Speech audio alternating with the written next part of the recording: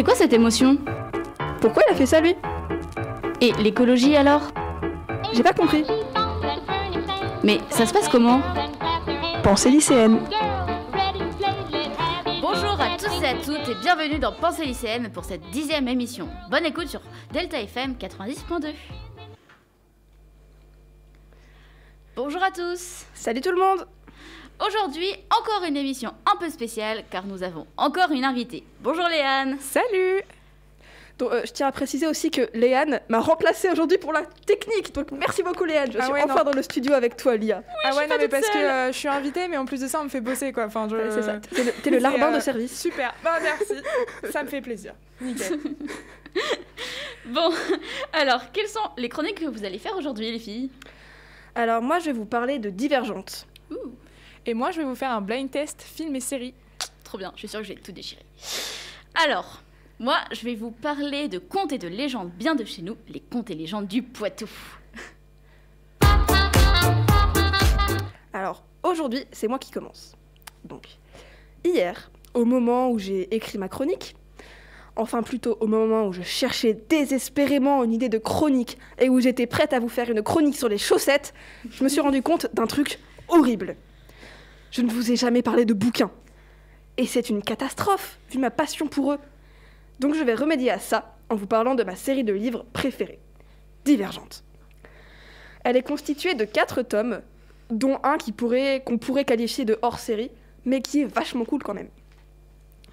Donc Divergente, c'est une dystopie écrite par Veronica Roth. C'est quoi une dystopie? Une dystopie, c'est le contraire d'une utopie. Wow. Ouais, enfin ça nous aide pas des masses quoi. Enfin. Oh, mais faites un petit effort, dis donc. Non, je rigole. Une utopie est un monde imaginaire dans lequel tout se passe bien, tout le petit monde il est tout heureux. Enfin globalement, c'est un idéal. Les bisounours. C'est ça, les bisounours. Les bisounours, c'est une utopie. Et du coup, une dystopie, c'est un monde toujours imaginaire, mais assez sombre. Généralement, c'est dans une dystopie, le pouvoir c'est une dictature et les habitants n'ont pas franchement accès au bonheur. Bon, je m'éloigne un peu du sujet. Divergente, c'est l'histoire de Triss, enfin Béatrice Prior, de son vrai nom, qui vit dans une société où les gens sont divisés dans des factions qui représentent toute une qualité. Il y a les audacieux qui prônent le courage, les altruistes qui prônent le don aux autres, et qui est la faction d'origine de Triss, soit disant passant. Les érudits qui prônent l'intelligence, les fraternels qui prônent la paix, et les sincères qui prônent la vérité. À leurs 16 ans, tous les enfants doivent faire un test d'aptitude pour savoir quelle faction leur correspond, et aussi pour les aider dans le choix de ces factions qui se passent le lendemain du test. Donc, globalement, ils doivent choisir leur faction dans laquelle ils vont finir toute leur vie le lendemain de ce test. Ah bah c'est génial ça. C'est ça, à peine de pression quoi. Pas de pression à 16 ans, ça commence bien. Déjà que moi je sais pas ce que je veux faire plus tard, mais c'est ça, eux à 16 ans, toute leur vie se joue maintenant. Bref. Donc, comme le livre l'indique, Triss va avoir un résultat divergent, d'où le titre du livre, pour ceux qui n'auraient pas capté. C'est-à-dire qu'elle peut appartenir à plusieurs factions. Bon, maintenant que je vous ai pitché un peu le livre, je vais vous expliquer pourquoi je l'aime tant. Je l'aime plus que Harry Potter, c'est pas peu dire. Wow. Oh non. Et si. Déjà, l'univers est fantastique. Là, je parle pas du registre, mais plutôt du fait que c'est un univers génial. C'est super bien écrit. Enfin, je peux pas vraiment savoir, comme j'ai pas encore lu la version en anglais. Donc je peux dire qu'il est super bien traduit, par contre. Ah oui, je parlais de l'univers. Je trouve l'univers fascinant, car on y voit une société détruite par la guerre et qui essaye de se reconstruire. Ensuite, bon ok, je crache le morceau, il y a une histoire d'amour dedans. Ne me blâmez pas. Il y a des histoires d'amour dans tout. Oui, c'est vrai. Bon, c'est pas une histoire d'amour à l'eau de rose ou cucul à praline, parce que les deux personnes concernées, donc Triss et la personne dont je ne dirai pas le nom, petit ref Harry Potter. Voldemort. C'est ça, Voldemort. Qu'est-ce que tu fais là? Osent se dire les choses en face. Donc ouais, Triss est la personne dont je ne dois pas prononcer le nom. Donc voilà, ils osent se dire les choses en face, se dire clairement quand ils sont pas d'accord. Enfin, pas tout le temps quand même, faut pas abuser. Mais ce que je veux dire, c'est que c'est pas du tout gnangnan. Du coup, c'est cool. Par contre, petit disclaimer, si jamais ce livre vous intéresse, sachez que c'est ultra violent. Et vraiment, c'est vraiment très très violent. Bon, après, certaines personnes peuvent trouver le personnage de Triss enquiquinant, pour ne pas être vulgaire. Ce que je peux comprendre, hein, mais personnellement, j'aime tellement ces bouquins que je ne la trouve pas si enquiquinante que ça. Même je l'aime bien, je l'adore. Bon, bref. Donc, ensuite, les livres ont été adaptés en film. Enfin, pas tous. Globalement, sachez que si vous avez juste vu les films, vous ne connaissez pas la vraie fin, ce qui est fort dommage. Ou pas. Pas. Personnellement, je n'ai jamais vu un seul film, car j'ai beaucoup trop aimé les livres et je sais que je serais déçue par les films. Enfin, quand je dis que j'en ai vu aucun, c'est faux. Car j'ai dû voir les 10 premières minutes du premier, mais je me suis arrêtée au passage de la chanson de Woodkid, Run Boy Run, car j'avais trop peur du reste. Et oui, je voulais parler de Woodkid, au moins un peu, car c'est un artiste français que j'aime beaucoup. Bref, fin de la parenthèse, Woodkid. Donc, maintenant, je vais vous parler un peu des bouquins en tant que tels, et je vais abandonner un peu l'histoire. Ce qui est cool, c'est que le tome 3, donc le dernier tome, aborde le point de vue des deux protagonistes, à savoir Triss et 4. Ouais, j'ai oublié de vous parler de lui, mais c'est pas important.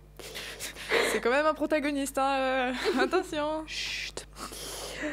Et donc le tome 4, le hors-série, parle d'avant la rencontre de Triss et 4, donc abordé avec le point de vue de 4. Et moi, j'aime bien les livres qui abordent plusieurs points de vue.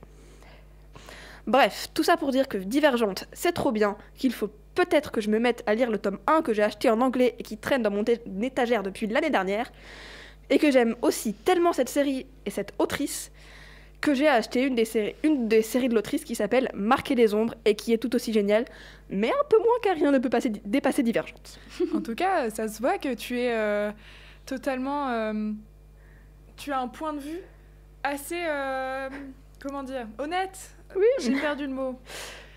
Subjectif, objectif. Objectif. Objectif. Tu es très objectif. Ah oui, bien sûr, dans- je suis extrêmement objective, c'est évident. Oui, c'est vrai.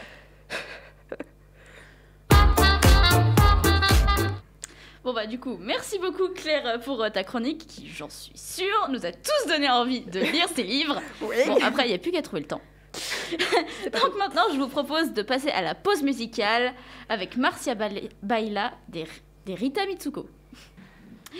Et après cette super pause musicale, je vous propose d'écouter ma chronique.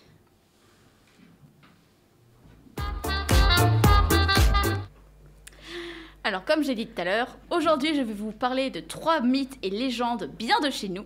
Les mythes et légendes du Poitou. Oui. Je suis fière de mon slogan. Et très bien. Alors, on va commencer par la légende du dragon du Poitou. Grande Goule est le nom d'un dragon de la mythologie du Poitou. Je fais une petite aparté. Je trouve ce nom trop mignon. Moi, je l'aurais voulu, ce dragon. Ok. Grande Goule. Grande Goule, c'est trop chou. Pour un dragon, franchement, je trouve ça mignon. C'est vrai que c'est mignon. La bête aurait vécu au 6e siècle dans les méandres du Clin. Aparté, le Clin, il passe juste à côté de chez moi. Alors, est-ce qu'on va pouvoir la laisser finir son histoire? Je me tais. Lors de la montée des eaux, le monstre entrait dans les caves labyrinthiques qui traversaient le sol poitevin et visitait souvent les sous-sols de l'abbaye Sainte-Croix. Là, il dévorait tous les malheureux moignals qui s'y aventuraient. Bah, c'est hyper joyeux. Oui. La courageuse Sainte Radegonde, qui, soit dit au passant, a vraiment existé, décida d'en finir avec la malédiction et descendit l'affronter. Qu'elle est courageuse.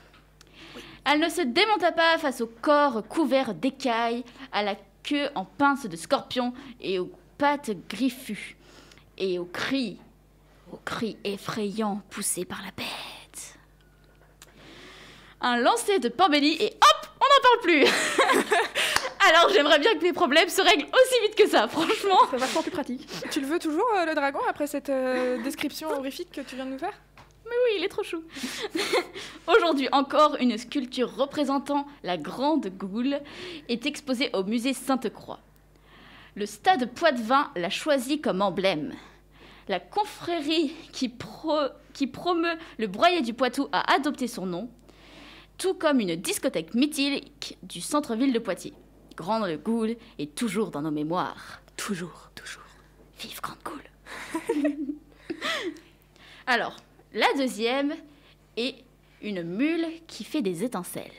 Bah oui, ça paraît logique. Enfin, oui. En 1753, à Poitiers, le quartier de la place de la Liberté fut le théâtre d'un événement resté longtemps gravé dans les mémoires. Un voiturier conduisant un chargement de poudre à canon décide de faire une pause sur cette place. Il stationne sa carriole tractée par 4 mules sur la place très fréquentée. Il y avait beaucoup de monde ce jour-là. La journée était si chaude que les mouches étaient mauvaises, dit-il. Pour écarter l'une de ces mouches, une mule aurait donné un coup de sabot sur le pavé. Le choc provoqua une étincelle, la poudre s'enflamma et le quartier tout entier fut brûlé. Ah. L'explosion était si forte que le fer d'une mule fut projeté contre l'autel des prévôts avec une telle violence qu'il pénétra dans la pierre. Pouf. C'est fortiche quand même, hein? Oui, c'est fort. Un fer d'une défunte mule fut fixé sur le mur de l'une des maisons de la place, au 2e étage près d'une fenêtre. Mais personne ne sait où se trouve ce fer aujourd'hui. Saurez-vous le retrouver? Claire, bruiteuse professionnelle. Et enfin, ma 3e petite histoire et la dernière. J'ai nommé « Tire la chevillette et la bobinette Chéra ». Vous l'aurez tous reconnu. Le petit chaperon rouge. Oui, effectivement. Donc, que diriez-vous de passer la nuit dans le domaine où fut inventé le petit chaperon rouge? Le château de Boscourcier, vers Vivonne, était autrefois une demeure consacrée à la chasse et plus particulièrement à la chasse au loup. Pauvre petit loup. Pauvre petit loup, ouais. Mais oui. Charles Perrault y a séjourné et les lieux furent pour lui une source d'inspiration dans l'écriture du conte. Donc le petit chaperon rouge vient de chez nous. Oh ouais. Alors ça c'est la classe ça. Ouais. C'est pourquoi, à votre arrivée dans cette chambre d'hôtel, vous trouverez un petit panier dont le contenu vous est offert en guise de bienvenue. Et à votre avis, y a-t-il de la galette et un petit pot de beurre à l'intérieur? Eh ben on espère. Persuadée. Et pour conclure cette super émission, le blind test film et série de Léane. Eh bien, ça me fait très plaisir d'être parmi vous et d'avoir été invitée. Surtout pour ce que je vais vous faire, un blind test. En plus, nous, dans notre émission Delta Blabla, on a l'habitude d'en faire des blind tests. Claire, qui est déjà venue, peut confirmer. Oui. Blind test et quiz à gogo. J'étais pas très forte sur les blind tests. Autant le quiz, si. Les blind tests, non. Ça va. Je suis plus forte sur les blind tests de musique. Mais donc, celui-ci est un peu spécial. C'est un blind test, mais fait qu'au piano. Ok? Les musiques ne sont jouées qu'au piano. Je vous D'accord. rassure, c'est Ok. pas moi qui joue. Hein. Sinon, vous n'auriez pas eu de blind test. Tu joues bien du piano, Léane. Non. Enchaînons. Alors, on en a déjà fait un aussi sur Delta Blabla de comme ça, mais c'est pas les mêmes parce que je savais plus si Claire était venue. J'étais venue. Oui, voilà. Heureusement pour moi, j'ai pas pris les mêmes sons. Donc, c'est un jeu de rapidité. Donc, il faut lever la main le plus rapidement. Vous avez 2 points si vous avez le nom de la musique et le film dans lequel la musique a été passée. 1 point si vous avez soit l'un soit l'autre. Et 0 point si vous avez pas. Voilà. Ça paraît logique. Chers auditeurs et auditrices, nous vous invitons à jouer avec nous, bien évidemment. Avez-vous des questions? Absolument pas, tout est clair. Oui, Eh bah super. Tout est clair. Eh bah super, on est parti pour le son 1 alors.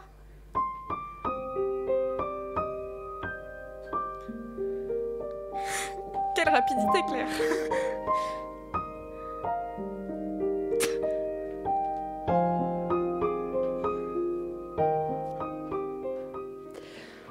Bah Claire, du coup. Je dirais presque sûrement Ghibli, déjà, un film du studio Ghibli. Oui. Et je pense Le Voyage de Chihiro. Perdu. Et zut. C'était pas le bon. Déjà, t'as un point. Est-ce que je peux en dire d'autres? Parce que j'en ai plein. Oui. Le Château ambulant. Non. Ok, alors, j'avoue que je confonds toutes les musiques du studio Ghibli, honte à moi, j'adore ce studio. T'étais pas loin en disant le château ambulant. Le Château dans le ciel. Oui. Voilà. Je ne l'ai pas vu celui-là. Oh non. Ouais, je sais, je suis Oh triste, non, je faut suis que je le voie. déçue. T'as déjà un point. Bravo. Mais je pense que tu vas être un Tu peu as plus trouvé doué le que moi. film. Et donc du coup, le nom ça s'appelle Laputa Theme. parce que c'est le nom du château dans le ciel. Voilà. D'accord. Donc, je sais pas si vous avez remarqué, mais c'est plus compliqué que ça en a l'air, hein, finalement. Bon, alors, Surtout quand c'est des musiques que tu connais pas. Alors, on est parti pour le son numéro 2.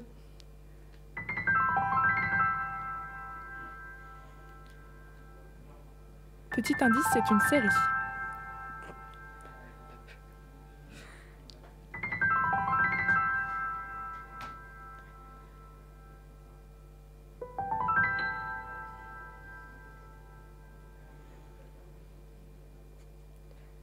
Alors je connais pas mal de séries, mais celle-là, je vois pas. Je ne regarde strictement aucune série. On a bien vu le... Enfin, chers auditeurs et auditrices, vous n'avez pas vu, mais Claire a fait un petit signe de main, un lien en mode « Vas-y, c'est pour toi ». Donc oui, je connais énormément de séries, mais alors celle-là me dit absolument rien. C'est une série qui passe sur Netflix. D'autant plus. D'autant plus, effectivement. Alors là, je sèche. Qui a été hyper connue pendant un moment et que moi, personnellement, j'adore.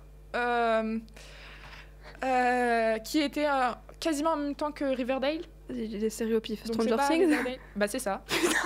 Non. Attends, tu l'as pas vu? J'étais en train dans ma tête sortir toutes les séries que je connaissais. Donc je vais dire Stranger Things, La Casa des Papel. Non, La Casa des Papel, c'est pas ça, je la Non, connais. La Casa des Papel. Bah, moi non plus, je la connais, c'est pour ça que... Voilà, mais... ok, Je voilà. sais pourquoi je l'ai pas eu, alors que je l'ai regardé. C'est parce que je l'ai pas mis dans ma playlist des musiques de génériques de films. Ah, c'est pour ça. Parce que j'ai une playlist avec tous les génériques de mes séries que j'ai regardées, et celle-là, je l'ai pas mis. Je m'étonne moi-même. Est-ce que tu as aimé Lia Stranger Things? Juste petit aparté comme ça. Ouais, j'ai aimé Stranger Things. C'est bien, hein? Ouais. Allez regarder Stranger Things. J'ai dû regarder le premier épisode, c'est tout. Et bah, continue. Elle a pas Netflix. J'ai pas Netflix. Ah bah tu viens chez moi et on se fait une après-midi Stranger Things. Quand tu veux. Vous venez chez moi et on se fait une après-midi Stranger Things.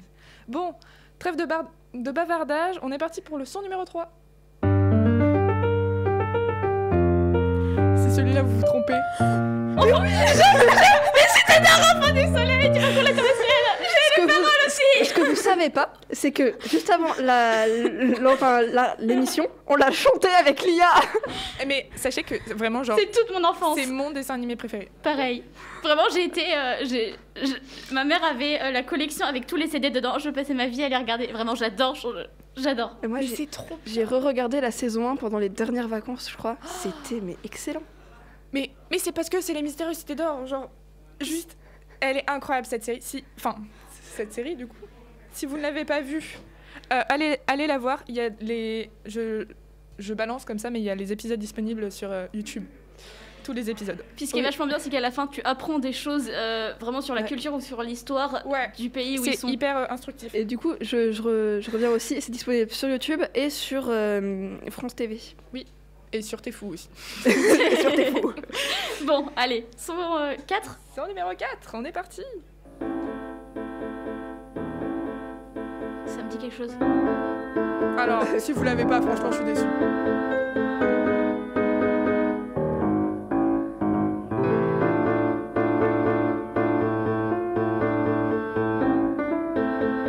Ça me dit quelque chose, mais là...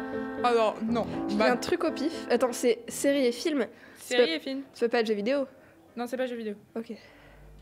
Enfin, quoique, cette série, je spoil, cette série a été adaptée en jeu vidéo. Ah, c'est une série? Oui. Ok, donc c'est pas ce que je pensais. Et je crois qu'il y a eu un film aussi. Il me semble qu'il y a eu un film. Ce que je pensais, moi je pense au professeur Layton. Ah oui, bien vu, mais non. Non. Non. Il y a 3 notes qui m'ont fait penser à la Casa des Papel. Je reste sur la Casa des Papel, je suis désolée, c'est les seules séries que je connais. Mais c'est pas la Casa des Papel. Non, c'est pas la Casa des Papel. Est-ce que c'est une série disponible sur Netflix? Peut-être, je ne sais pas. Ça, j'avoue, je sais pas. Je t'avoue que je pense que là, on n'a pas. C'est une série de dessins animés plus. Ah, Hyper connue, mais vraiment, genre, plus connue, c'était aussi en BD. Garfield. Non. Les Yasmine, lapins tu ne joues pas. Les lapins crétins. Non, c'est pas les lapins crétins. Oui, peut-être que je tiens à préciser que Yasmine est arrivée... Yasmine est arrivée En pendant cours de le route. son. C'est en cours de route. Bah, je sais pas, peut-être que... Bonjour. Voilà, peut-être que Yasmine... Vas-y, si t'as la Yasmine, réponse. joue. Tintin. Oui, c'est Tintin. Je connais pas Tintin, c'est pour ça. Oh non, J'ai jamais vu Tintin. c'est trop triste. Là, moi, j'ai dû en voir Regarde un ou Tintin. deux, mais... Ah non, bah, je suis un peu déçue là. En vrai, j'avoue que je suis pas une grande fan de Tintin. Oui, moi non plus. C'est belge. C'est pour ça que Yasmine l'a eu directement. C'est belge. Bon, alors là, attention, vous allez vous reculer de la table parce que je sens que sinon il y a des mains qui vont se cogner dans la table quand je vais passer le son. Parce que 3, 2, 1. La Casa des Papel. Ok, bah j'ai rien. Je ne l'avais pas. Je n'ai pas. Mais la musique est vachement bien. Au piano, elle est très jolie.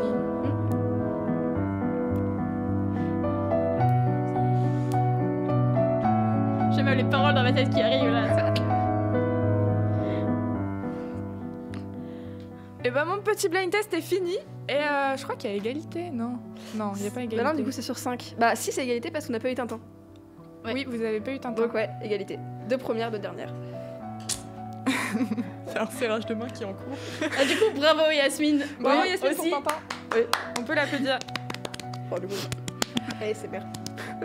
Ce fut un plaisir d'être avec vous et peut-être que je vais me réinviter dans votre émission un de ces quatre parce Quand que tu veux. j'ai bien aimé. Bref, tu veux. je laisse la parole à Lia puisque tu as quelque chose à nous dire, me semble-t-il. Mais oui.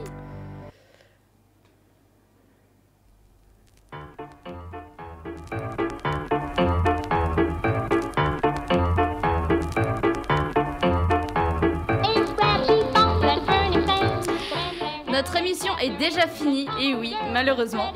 Merci Léane d'être passée, franchement ça nous a vraiment fait plaisir, ce blind time, Je reviens c'était super. quand Oui, vous voulez. je suis d'accord, Ouais, c'était vraiment tu très peux bien. te réincruster quand tu veux, franchement.